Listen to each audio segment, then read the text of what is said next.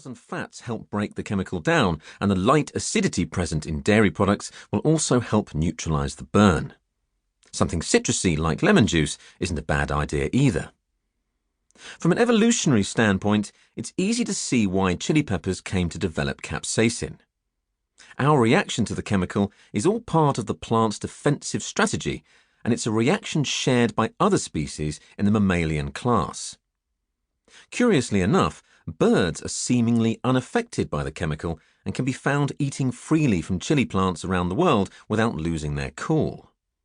The fact is, mammals' digestive tracts will effectively destroy the seeds inside the chili pepper, while birds will spread them far and wide fully intact.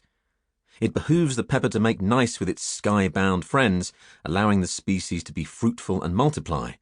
Mammals, on the other hand, are cautioned to keep away. The flaming of the shrew. It's been commonly accepted that humans are unique among mammals in tolerating spicy, capsaicin-rich foods. But researchers at the Kunming Institute in Yunnan, China, have recently discovered a surprising thing about the tree shrew. They determined that the tree shrew's favourite food is a capsaicinoid-rich pepper plant called the Pipa bomeriifolium.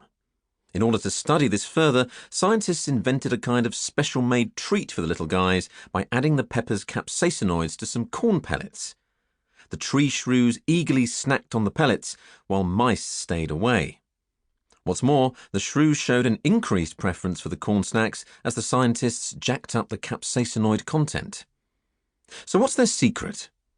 It turns out that shrews don't actually get the same enjoyment out of heat-seeking as humans do. Rather, they benefit from a decreased sensitivity to capsaicin altogether. This is due to a mutation in their TRPV1 receptors, allowing them to freely nibble on the pepper plants without feeling much of anything. A taste for pain. Given all of the anguish capsaicin causes, what is it about humans that draws us to the flame?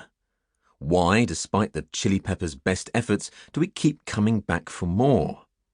What is it about us that makes us willfully subject ourselves to painful sensations?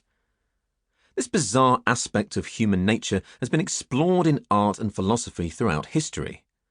The Buddha spoke of samsara, the cyclical state of pain and desire that all humans find themselves in. The desire for pain became the primary fascination of a German writer named Leopold von Sacher-Masoch.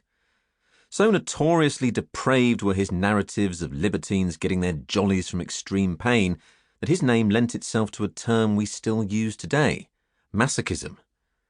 Yet the instinct to seek out pain for a quick and stimulating thrill isn't limited to 19th century pornographers. It seems old Leopold touched upon a fundamental human drive shared by all sensation seekers, as psychology has come to regard anyone with an outsized penchant for sensory input. Skydivers, extreme athletes, and, yes, chili heads all fall into this category. And if the popularity of hot sauce proves anything, it's that there's a bit of a sensation seeker in all of us. What happens when humans enjoy hot sauce is something called a hedonic shift, or, as a further nod to Leopold, benign masochism. This describes the psychological shift that takes place when a negative evaluation of a stimulus becomes a positive one. It's not that someone who enjoys spicy food is experiencing a significantly different sensation from someone who is severely turned off by them. The person who seeks out spicy foods is simply able to understand the sensation as harmless and even revel in it. Remember all that misery the body goes through, the sweating, crying and drooling in the wake of ingesting a super hot food?